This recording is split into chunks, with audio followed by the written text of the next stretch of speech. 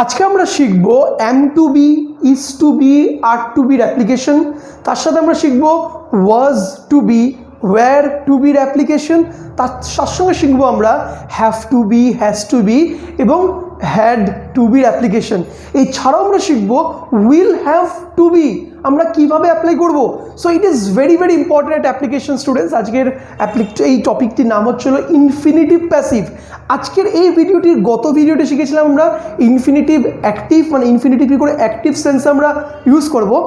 ওই আগের ভিডিওর এটা কন্টিনিউটি ভিডিও, মানে গত ভিডিওর এটি কন্টিনিউটি ভিডিও, এটা ছিল ইনফিনিটিভের প্যাসিভ আমরা শিখবো। তাই আগের ভিডিওটি যারা দেখোনি তারা প্লিজ আগের ভিডিওটিকে দেখে আসো, নাহলে কিন্তু কানেক্ট করতে পারবে না। কারণ অ্যাক্টিভ না বুঝলে কিন্তু প্যাসিভটা বুঝতে একটু সমস্যা হয়ে যাবে, বা অ্যাক্টিভটা যেন অনেকটা বোঝো তারা সরাসরি এই ভিডিওটা দেখার পর একবার ওই ভিডিওটি ঘুরে আসবে।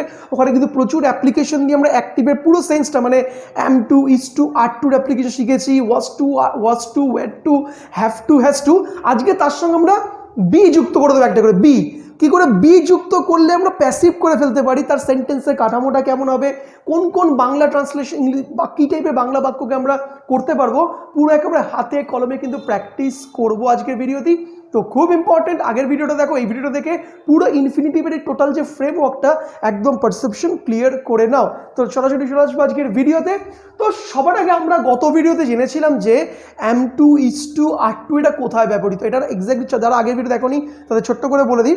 এটি ব্যবহৃত হচ্ছিল করতে হয়, যেতে হয়, খেলতে হয়, ওকে, মাকে রান্না করতে হয়, তোমাকে স্কুলে যেতে হয়, বাবাকে অফিসে যেতে হয়, যেটা করতে হয় আমাদের প্রতিনিয়ত, এই টাইপের বাক্যগুলো আমরা বোঝাতে কিন্তু am to, is to, are to বোঝাই। কিন্তু এটারও প্যাসিভ ফরমেশন হয়। প্যাসিভ কাকে বলে? প্যাসিভের সংজ্ঞায় আমরা আগের ভিডিওতে দেখেছি, অন্যান্য ভিডিওগুলোতে প্যাসিভের তার ছোট্ট করে বলে দিই। প্যাসিভ হচ্ছিল যেখানে সাবজেক্ট নিজে কাজ করছে না, সাবজেক্টের হয়ে কাজ অন্য কেউ করে দিচ্ছে। আবার বলছি, আমি ধরুন সাবজেক্ট মানে বাক্যের কর্তা আমি, কিন্তু আমি সরাসরি ভার্বটির সঙ্গে ইনভলভ নই, ক্রিয়াটি করছি না, আমার ওই ক্রিয়াটি সামন এলস, অন্য কেউ করে দিচ্ছে, সেটাই হয়ে গেলে কিন্তু প্যাসিভ। মানে যদি বলা হয় যে আমি আমি বিরিয়ানি রান্না করছি, তো এটা যে প্যাসিভ করা কী হবে, বিরিয়ানি রান্না করা হচ্ছে আমার দ্বারা, ঠিক আছে, এটা হচ্ছে অ্যাক্টিভ প্যাসিভ। কিন্তু এই টাইপের প্যাসিভগুলোতে সাবজেক্টের কাজটিও পুরোপুরি অন্য একজন কেউ করে দিচ্ছে। তো ফার্স্ট এক্সাম্পলটা দেখি, ছোটদের বোঝাতে হয়। ছোট যারা বাচ্চা তাদেরকে বুঝিয়ে টুঝিয়ে পড়াশোনা করাতে হয় বা ভালোভাবে বোঝাতে হয়, ছোটদেরকে তো বোঝাতে হয়। তো ছোটদেরকে এখানে সাবজেক্ট কোনটা? ছোটদের। কিন্তু ওই বোঝানো ইংলিশকে এক্সপ্লেন, বোঝাচ্ছে কারা? সাবজেক্টের কাজটা কে করে দিচ্ছে? মা, বাবা, টিচাররা, বড়রা, দিদিরা, তোমরা যারা বড় তারা বুঝিয়ে দিচ্ছ। তাই ছোটরা হচ্ছে সাবজেক্ট, কিন্তু তাতে কাজটি করছে কে? সাবজেক্ট মানে ভার্বটি করছে কে? সামন এলস। তাহলে কি হবে? ছোটদের বোঝাতে হয় children are to be explained. Children are to be explained.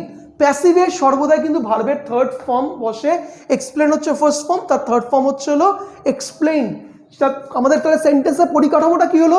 প্রথমে সাবজেক্ট বসবে, তারপরে আর টু বসবে, তারপরে বি বসবে, তারপরে ভার্বের থার্ড ফর্ম বসবে, যেখানে হচ্ছে ইনফিনিটিভের এই প্রেজেন্ট ইনফিনিটিভের প্যাসিভ যেখানে হয়ে যাচ্ছে।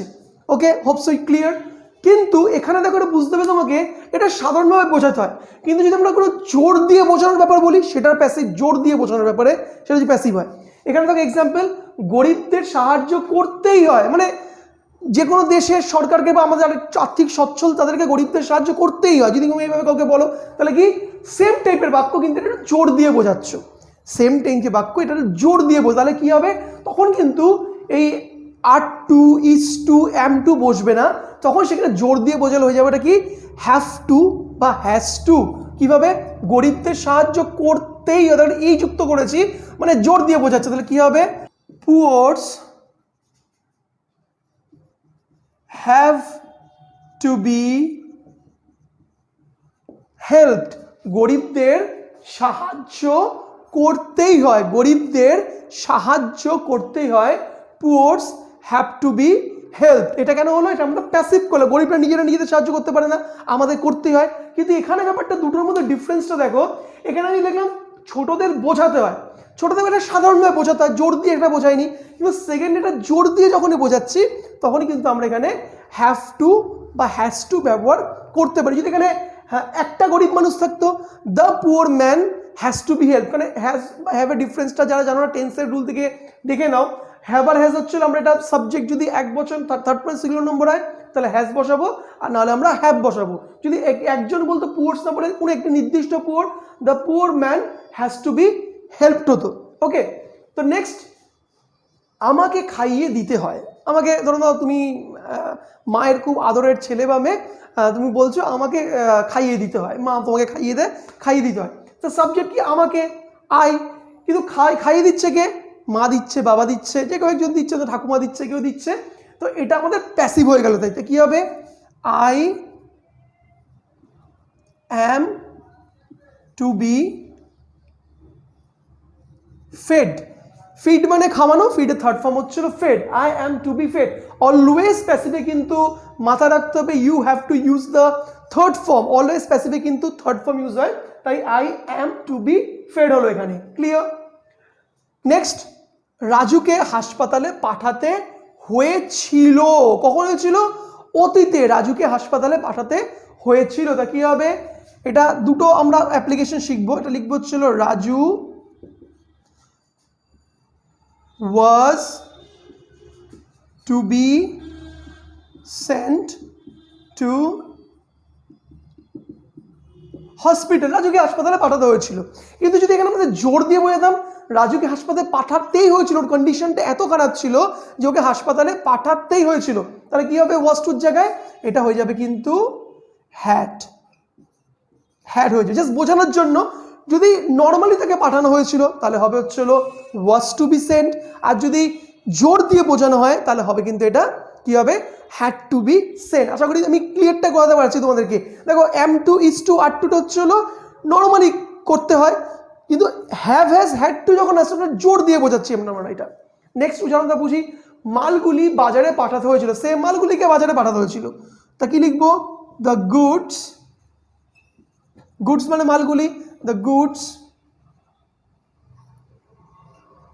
were to be sent to market। তো এখানে মালগুলিকে তো মানে বাজারে পাঠাতে হয়েছিল, the goods were to be sent to market। কিন্তু এটাও যদি আমরা জোর দিয়ে বোঝাতাম মালগুলিকে বাজারে পাঠাতেই হয়েছিল, তাহলে কি হবে, ভেরি ইজি শেখালাম, ওয়ারের জায়গায় হ্যাড হয়ে যাবে, the goods had to be sent to market, জোর দিয়ে বোঝালাম। এই হয়ে গেল আমাদের প্রেজেন্ট এবং পাস্টের অ্যাপ্লিকেশনসের কনসেপ্ট। এবার আমরা একটা ফিউচারে বুঝবো, ফিউচারে আমরা এটা কিভাবে করব। ততক্ষণ এই বোর্ডটা মুছে নিই। তোমরা ভাবো ফিউচারের রুলটা আগের দিন কি শিখিয়েছিলাম, গত দিনের ভিডিও যারা দেখেছিলে তোমরা জানো যে ফিউচার আমরা কি শিখিয়েছিলাম, ফিউচারে কোনো কিছু জোর দিয়ে বোঝালে আমরা বসাই উইল হ্যাভ টু। আগের দিন কিন্তু পুরো ক্লিয়ারলি বুঝিয়েছিলাম, যারা দেখোনি তারা ওই ভিডিওটা অবশ্যই দেখো। কিন্তু যদি আমি ফিউচারের এটা প্যাসিভ করি, কারণ আজকের ক্লাসটা পুরোপুরি প্যাসিভ হচ্ছে, যদি বলা হয় যে এই কাজটি তাকে দিয়েই করানো হবে, যদি বলা হয় এই কাজটি তাকে দিয়েই করানো হবে, মানে জোর দিয়ে বোঝাচ্ছি, তাহলে কি হবে, কি হবে তাহলে, আমি এটা ভেঙে ভেঙে বলি, তাকে এই কাজটি করতে হবে, তাকে এই কাজটি করতে হবে, ভবিষ্যতে করতে হবে, তা কি হবে, হি